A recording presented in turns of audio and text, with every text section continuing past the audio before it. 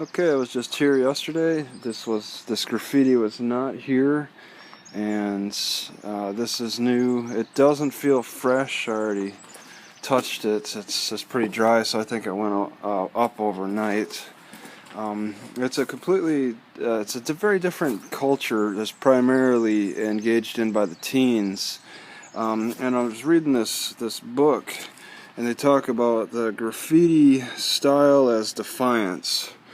Okay, there's a particular culture that goes into graffiti writing.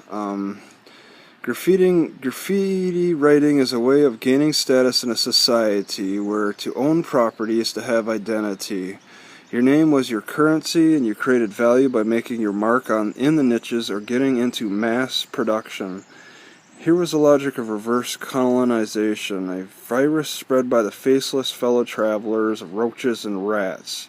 You started on your streets, then you went to the buses, you take over your neighborhood, then you take over your home line, then you take over your division, then you take over all city. So they want fame, they want to mark their territories. It's risky. Some people have lost their lives trying to put up a graffiti tag. This one, in this particular case, is pretty easy to get away with. But somebody tagged the Statue of Liberty in 1972. That's what's interesting. They say this has started in 1971, and this graffiti lifestyle was the biggest teenage movement since the 50s. And in a lot of ways, it's because of easy access to spray paint cans. I mean, without spray paint cans, you don't really have an easy way to make this kind of street art. They talk about in this book how, yeah, all races, classes, kinds of kids get into it. Even some females actually have to prove themselves more, because males tend not to believe that females can do this type of thing. They say it takes a lot of bravery to conduct this type of activity, but they'll tag anything. It doesn't have to be just this wall in the park.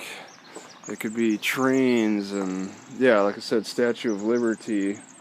It could be cars or anything. And this is the biggest tag I've seen. There's a lot of little tags on the picnic tables where people carve in various things, various messages. But people are marking their territory, so this may not be the end all. You know, they're not just going to be satisfied with just making this tag. This person's going to want to tag more if they haven't already tagged more. It's a phase that they go through. It tends to be the teenage phase. Let's see. Yeah, you got to be strong doing it. In this book, they talk about how the lashback came in two ways. One group of people, which was kind of large for a while and then shrank. One group of people celebrated it and made art galleries with it to try to promote street art as a new form of just art. And then there's another group that was just trying to whitewash it all and clean it up as quickly as possible and get it out of the public's eye, because it is an eyesore for many people. It can be offensive. Like this symbol is, I mean, it looks like it's supposed to be anarchy. It's the anarchy symbol or something. So this isn't a welcome symbol to look at for kids or anybody. It's not family friendly, so they're gonna want to the city's gonna want to get rid of that as quickly as possible.